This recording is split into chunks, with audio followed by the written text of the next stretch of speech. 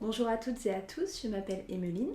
Je viens de terminer tout récemment mon master à distance littérature d'enfance et de jeunesse à l'université d'Artois, en soutenant en octobre 2017 mon mémoire qui était consacré à la littérature de jeunesse comme vecteur de l'égalité filles-garçons à l'école primaire, pour lequel j'ai travaillé autour d'un corpus de réécriture de contes au format album, publié aux éditions Talent Haut. Pour celles et ceux qui ne connaisseraient pas les éditions Talent Haut, il s'agit de la première maison d'édition à destination de la jeunesse à se revendiquer ouvertement comme antisexiste, et ce depuis sa création en 2005.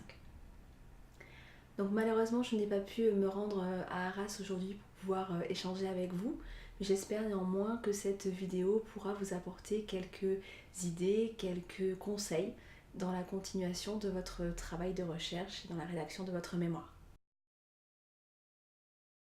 Alors le premier conseil que je peux vous donner, qui a l'air évident mais qui est extrêmement important à mon sens, c'est de choisir un sujet qui a vraiment de l'importance pour vous, que ce soit sur le plan personnel, sur le plan professionnel, voire idéalement les deux, parce que il faut savoir que vous allez consacrer à ce travail un nombre incalculable d'heures. Donc pour conserver vraiment votre motivation, il faut que ce sujet vous tienne vraiment à cœur. Après, ce qu'il faut savoir aussi, c'est que votre bureau, votre salon, votre appartement, votre maison vont très rapidement ressembler à ça. Voilà, donc il faut le savoir également. Alors si j'ai personnellement choisi de travailler sur ce sujet-là, c'est pour deux raisons essentielles. La première, évidemment, c'est un intérêt fort de ma part pour la question de l'égalité des sexes dans la société. Et la seconde, c'est ma participation à titre professionnel, parce que je travaillais à ce moment-là à la direction éducation de la ville de Libourne, près de Bordeaux, à un forum de l'émission Rue des écoles qui est diffusée sur France Culture et qui s'intitule Filles-garçons, l'école fait-elle la différence? Donc c'est vraiment la participation à ce forum et les réflexions qui ont pu m'accompagner à ce moment-là qui m'ont amené à choisir de travailler sur le cadre scolaire. Donc une fois mon sujet défini de manière très globale, j'ai lu les différents ouvrages, les différentes recherches les plus essentielles sur cette question qui ont pu être éditées ou diffusées. Et c'est dans l'un de ces ouvrages que j'ai été amenée à découvrir les éditions Talent Haut, que je ne connaissais pas auparavant, et qui m'ont semblé extrêmement intéressantes dans le cadre de cette recherche.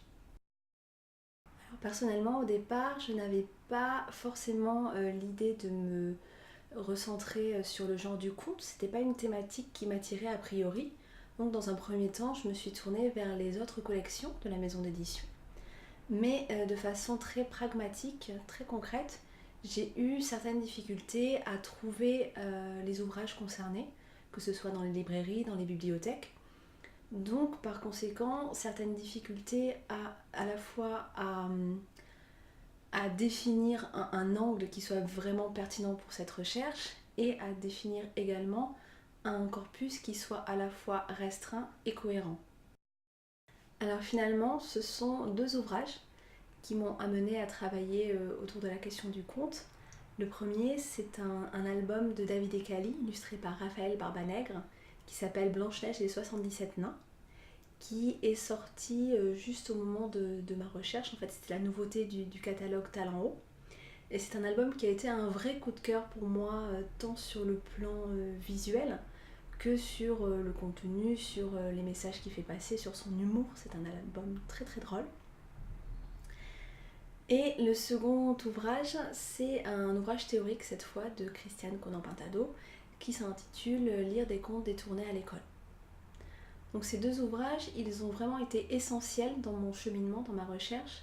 C'est vraiment à ce moment-là, suite à leur lecture, que j'ai fait le choix de me tourner vers le genre du conte.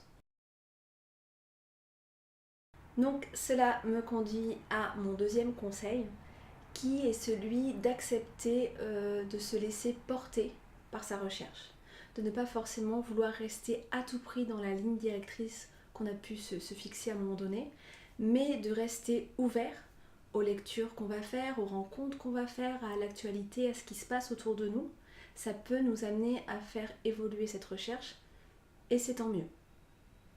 Donc n'hésitez pas à rester ouvert, à ne pas forcément rester figé.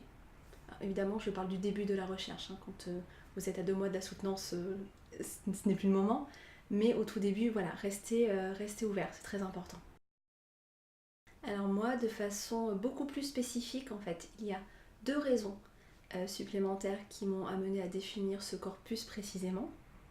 La première, c'est que j'ai pu faire le constat dans mes différentes lectures, dans les différentes études sur la question de l'égalité des genres dans la littérature de jeunesse, que le conte finalement était rarement étudié, rarement pris en compte, car considéré comme d'un autre temps. Donc ça me semblait un axe intéressant autour duquel construire ma recherche. La seconde, c'est qu'il apparaissait donc aussi bien dans ces recherches que dans les albums considérés comme antisexistes, qu'au final c'était essentiellement le personnage féminin, c'était la petite fille qui était beaucoup réinterrogée, alors que le personnage masculin ou le petit garçon l'était moins. Donc moi, ce que j'ai pu remarquer à la lecture des réécritures de contes de Talleyrand, c'est que, au moins pour certains d'entre eux, ils participent également à la réinterrogation du masculin, qui est également victime de préjugés, qui est victime de poids social. Donc cet axe me semblait également intéressant dans le cadre de ma recherche. Enfin, Talleyrand organise chaque année un concours d'écriture antisexiste qui s'intitule L'Irrégo et qui s'adresse aux classes de CP-CE1 de 3 académies en région parisienne. Et donc la classe qui remporte ce concours voit son manuscrit édité par Talleyrand et illustré par un illustrateur jeunesse. Moi, l'année de ma recherche, donc c'était le concours 2015, la classe vainqueur a justement proposé une réécriture de conte qui s'intitule Le Prince au petit pois, qui a depuis donc été édité et illustré par Fred L. Et ce concours, il me permettait d'apporter à ma recherche un nouvel angle en fait, qui était celui de l'écriture littéraire en classe comme potentiel vecteur d'égalité. Donc ce sont toutes ces lectures, toutes ces réflexions qui m'ont amené à définir de façon beaucoup plus précise la problématique de ma recherche, à savoir dans quelle mesure la réception de réécriture de contes des éditions Talleyrand, réinterrogeant la notion de genre, pourrait-elle être un vecteur de l'égalité filles-garçons à l'école primaire? Alors j'ai eu certaines difficultés dans la construction de mon plan pour éviter les écueils que l'on vous a peut-être déjà mentionnés ou que l'on va vous mentionner prochainement, à savoir ne pas faire apparaître trop tardivement le corpus, ne pas avoir une première partie qui soit très théorique, tandis que donc la réflexion, l'analyse de votre corpus n'apparaîtrait que dans un second temps, et également véritablement répondre à tous les points de votre problématique, construire vraiment un cheminement, une logique, une réflexion pour au final y répondre. Sur ce point-là, je pense que je vais difficilement pouvoir vous conseiller car chacun a sa façon de faire, sa méthode de travail que vous connaissez déjà si vous avez déjà rédigé un mémoire ou que vous allez découvrir au fur et à mesure de votre réflexion. Moi, personnellement, mais ça n'engage vraiment que moi, j'ai vraiment besoin de rédiger pour savoir où je vais, pour avancer. Donc rédiger de façon très précise, quitte ensuite à déconstruire, reconstruire mon plan pour arriver là où je veux. Donc c'est un peu fastidieux, j'ai des petits post-it partout, je rédige beaucoup de choses qui peut-être ne me serviront pas, mais moi c'est ma façon de travailler. À vous de trouver la vôtre et celle qui vous conviendra. Et bien évidemment, vous pouvez vous tourner vers votre directrice de recherche pour vous accompagner dans votre réflexion sur ce plan.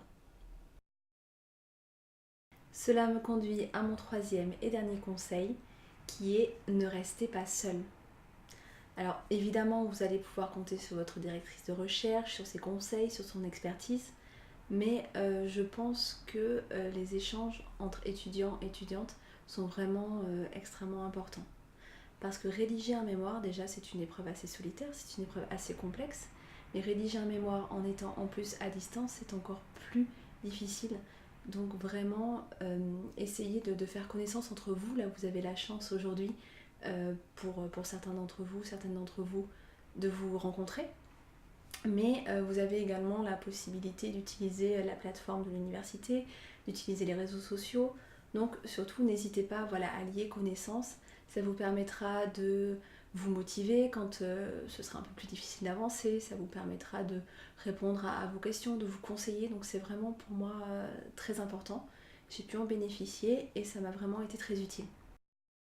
Donc voilà, j'espère que ces quelques conseils pourront vous être utiles dans la continuation de votre recherche, qui, je l'espère pour vous, sera passionnante. Elle a été pour moi, ça a été vraiment un travail que j'ai trouvé extrêmement riche, aussi bien sur le plan personnel, où j'ai beaucoup appris, que sur le plan professionnel, parce que je suis aujourd'hui responsable de la section jeunesse de la médiathèque de Libourne. Et dans ce cadre, ça m'a vraiment apporté beaucoup en termes de réflexion sur tout ce qui est acquisition de documents, politique documentaire, mais également dans mon travail de médiatrice du livre de jeunesse. Donc je vous souhaite une excellente continuation et une recherche passionnante.